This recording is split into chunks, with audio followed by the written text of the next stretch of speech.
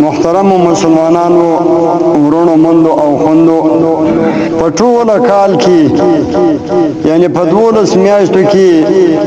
د روزې تر میاشتې بل داسې محترمه او مکرمه او معززه او د برکت او تفیضاتو ډکه میاشت نشته ځکه په دې ټول میاشتو کې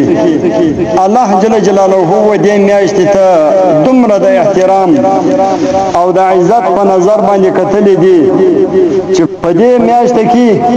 یو مخصوص رحمت پر مخصوص بندگانو باندې الله جل جلاله نازلې ګوره په نوري ورس میاشت کې نشته دا د الله تعالی یو خاص رحمت دی چې هغه خالی په دې میاشت کې پر دې خپل مخصوص بندگانو باندې نازلې چې هغه مسلمانان دي او صالحین تقوادار په پرغه باندې الله جل جلاله دا خپل خاص رحمت نازلې او بل دا چې په دې میاشت کې د جنت دروازې خلاصې دي د جهنم دروازې بند دي بس حتی چې وکافر ته هم په روزه کې عذاب نور کوي او دریم دا چې د هر روزه ما پر وخت باندې الله جل جلاله لس لک کسان د جهنم څخه آزادي په روزه کې بیا د جمعې ورځ د جمعې په ورځ باندې بیا چې په دا اته ورځې کې څومره کسان د جهنم د اور څخه آزاد کړي دي هغه بیا د جمعې په ورځ باندې آزادي تقریبا 80 لک کسان جوړیږي بیا چې څومره کسان په دا ټول روزه او په دا ټول روزه په جمعو کې پرېغه کړي دي آزاد کړي دي هغه بیا د جاکبر په ورځ باندې شدي آزادي تا ګوره دا الله تعالی د دې میاشت د احترام په وجه باندې دا شی کړی الله تعالی دومره احترام د روزه کړی دي ساتلی او بل خبره دا ده چې د روزاتي د خلی بوی دا الله جل جلاله ته تر مشک زیات بند ور کوي الان کې په دا روزه کې انسان باندې د خپل خلی هم بوی بد لګیږي ولځکه مې دا وچی چې مې دا وچی الله د خلی بیا سبب بوی راوي لیکن الله جل جلاله ته د روزه په میاشت کې د دې روزاتي د خلی بوی د مشک تر بوی زیات بند ور کوي تر دې روزه برکت روزه فضیلت او بل خبره دا ده چې کوم مؤمن مسلمان روزه کې وفات شي دا د قیامت پرې د عذاب څخه چې دی فارغ دا الله جل جلاله د دې روزه د احترام په وجه باندې دا کړی دا رقم نور ډیر فضائل چې الله تعالی دومره احترام د دې روزه مبارک ساتي خو مقصد د خبرې مې دا و چې ګوره الله جل جلاله و دې مبارک روزه ته دومره د احترام او دومره د عزت په نظر باندې کتلې دي نو باید مؤمن مسلمان خو به ورته وګوري ګوره یو مجوسی دا ورته سجدي کوي هغه ته پوجاوي کوي آتش پرست چورته وایي دا مجوسی و د زوی روانو پروژه کې پر لارې باندې خوراک کوي الان کافر دی په بازار کې زوی روان دی خوراک کوي دا زوی رواني وي ډیر سخت وولي ول ظالم دا د مسلمانانو د روزي د خطر خوکه د غوي عزت خوکه دغه احترام خوکه د مسلمانانو روزي ته په دې شهر کې او تر دې در مخ خوراک وګوره مجوسي او کافر نو دی وفات شو کتاب لیکلی دی چې عالم په خوب ولید دی ول الله تعالی سره وکړو خدا په خوب بخښل ولته هم مجوسي کافر وي ته څنګه الله تعالی وبخښل ول الله تعالی په هغه عمل باندې وبخښلم چې وخت ما زوی په شهر بازار کې روانو دا روزه و د زمانہ د روزه و زما زوی خوراک کوي نو ما دا زوی پر دغه باندې وولې چې ظالم دا خوراک مکو د مسلمانانو د روزه د احترام خطر وساته وای کله چې زه وفات کېدلم الله جل جلاله دوی ملائکه راولېږل چې ورته ما پلان کوي بنده وفات کیږي کلمه په خپل وراوه نو ما په هغه ټینګه کلمه وویل کلمه مې په خپل وراوه ورغه شې وایي الله تعالی دې اخر خاتمه او مجد پر ایمان کامل باندې را نصیب کړي دا ډیره غټه دعا ده کوي کوي ډیر مسلمانان په وخت ځکندن کې کافر تر دنیا وځي ډیر کله دي واقعات به کړي کتابو راوړي یي مسلمان اعمال ټول د مسلمانان لیکن په وخت ځکندن کې خدا پاک کافر تر دنیا تیر ولی په داسې بد عملي باندې اخطای چې الله تعالی د توبه توفیق هم نکوي په داسې بد عملي باندې اخطای خو کتابو اکثر لیکلي دي چې د دوه کسانو سره الله تعالی دغه رویه کوي چې په وخت ځکندن کې الله تعالی کافر تر دنیا تیر یو هغه څوک چې سود کوي سودخور د سودخور سره الله تعالی د جنگ اعلان کړی دی اوس د جنگ اعلان څه معنا د جنگ اعلان دا معنا د الله جل جلاله ته چې په وخت ځکندن کې الله جل جلاله کافر تر دنیا دیر کې کلمه نه نصیب ډیر واقعات رقم پیښ شوي چې په وخت ځکندن کې خپل قریب ورته ناز دي چې فلانکه لا اله الا الله محمد رسول الله لا اله الا الله محمد رسول الله دغه الفاظ نه وای د په دې وخت کوم الفاظ وای یا هغه د معشوقینم اخیش د پر عائشه کو په دنیا کې په غلط کاری باندې اخطاو یا کوم کاروبار کې د الله تعالی په نافرمانی کې اخطاو د هغه کاروبار حساب کوي کلمه نه وای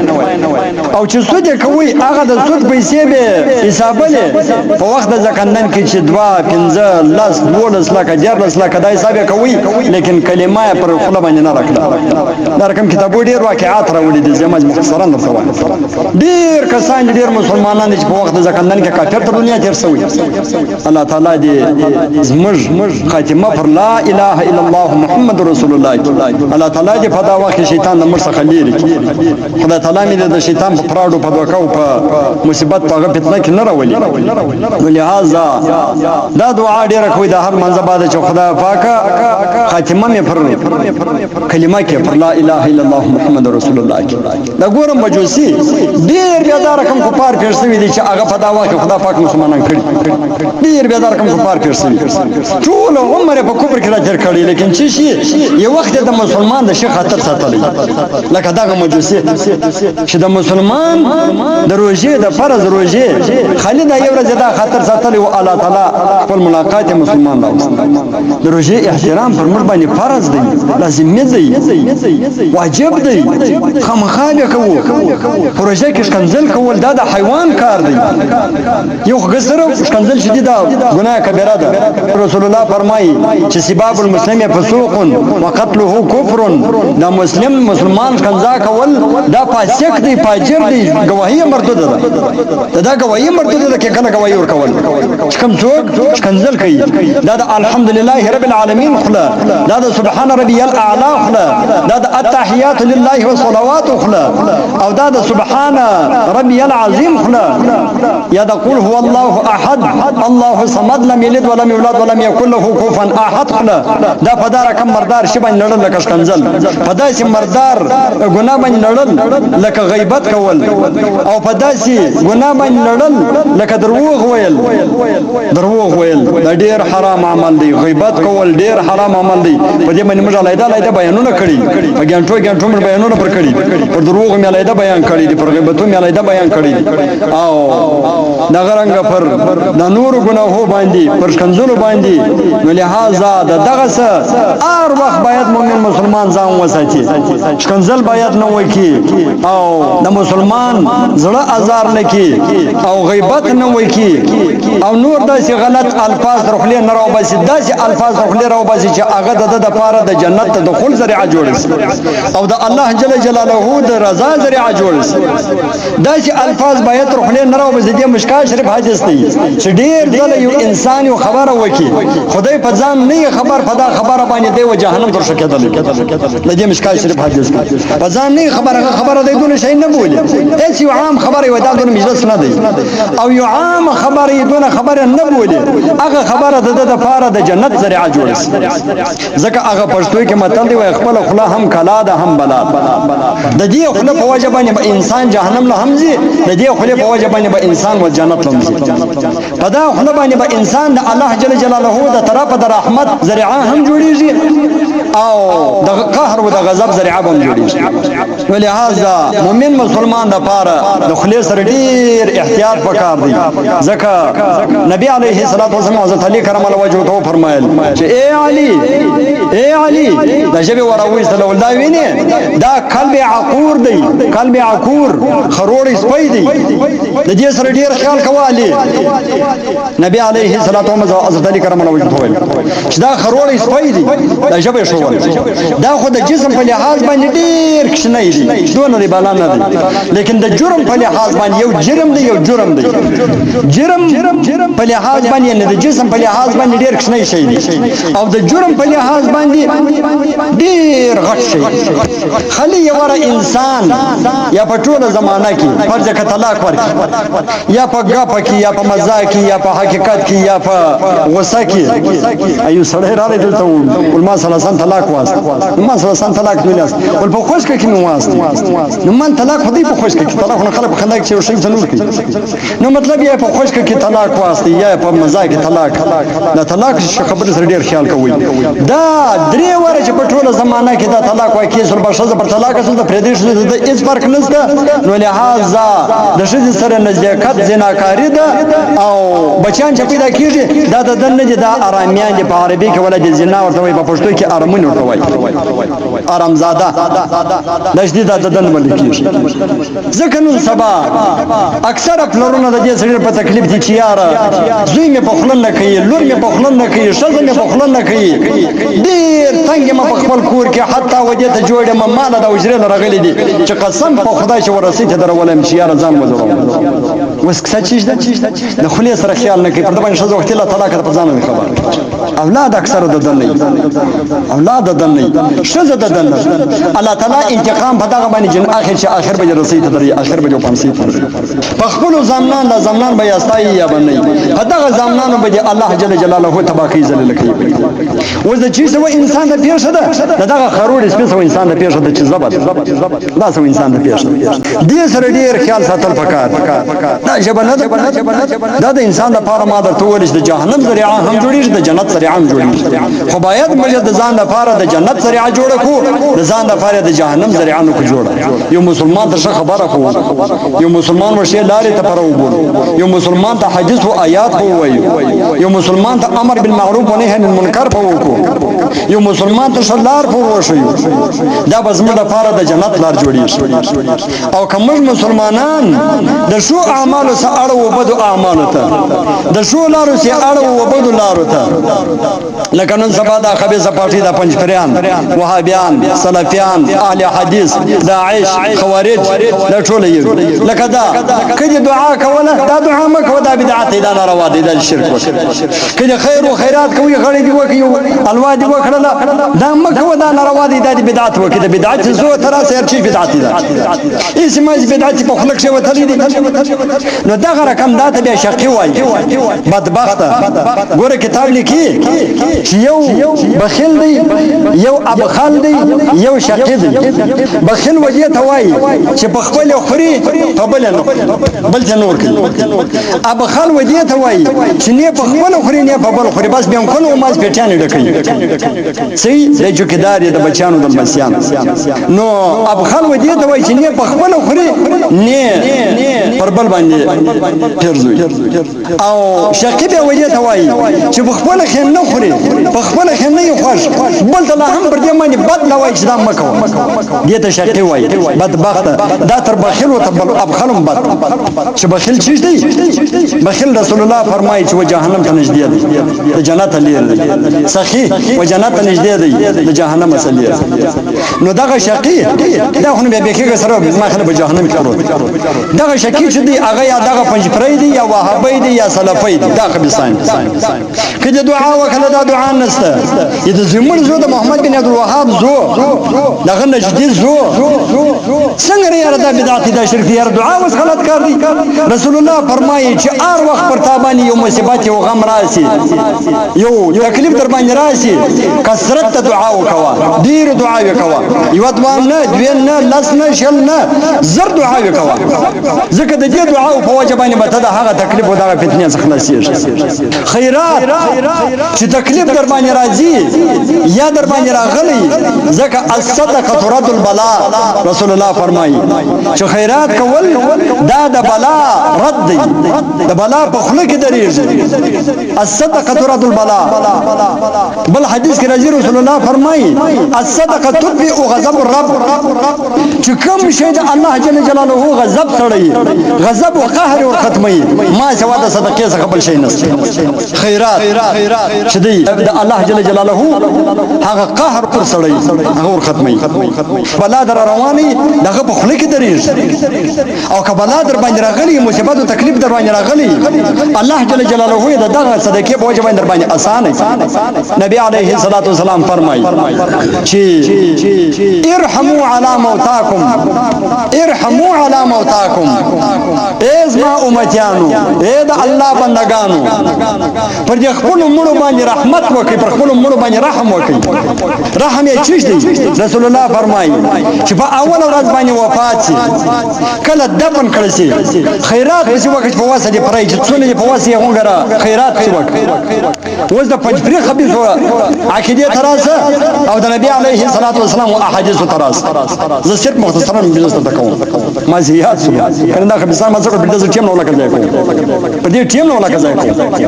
خدای ماته چې ټیم په ځای کوم غل ارمانه ته ودی پنځپری بس مجلس د وهابي بس مجلس د سلفي بس مجلس خو ما زه به په مجلس کې یاد نو نبی علیه الصلاۃ والسلام فرمایي چې ارحموا علی موتاکم، پر خپل مړو باندې رحمت وکړئ چې وفات چې دفن کې نو بیا خیر او خیرات څه وکړي چې واسطه څونه دی په واسطه کله چیرې واس کار نه کوي مسکین وي پیسې دې نه وي مال دې نه وو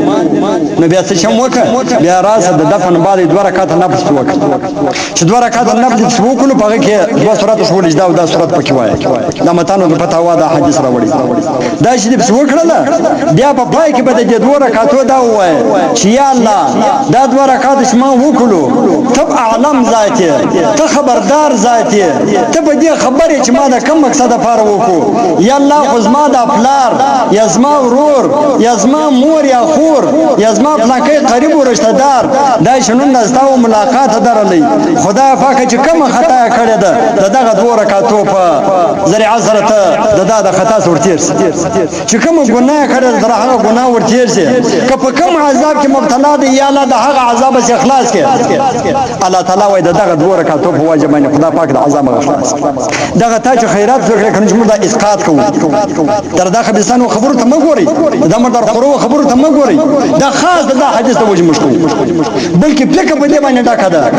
رد المحتار عالمگیری بحر الایق خلاصه الفتاوا نور فتاواوی دا ټول دا راوړي دي چې اسقاط په مړ پسې هیڅ باک نه نو پنځ پرې لاله پوس چې خپل استنجا سمنه دي دا رد المحتار عالمگیری درې نیم څلور سو کال کې هغه وفات شوی دا مصنف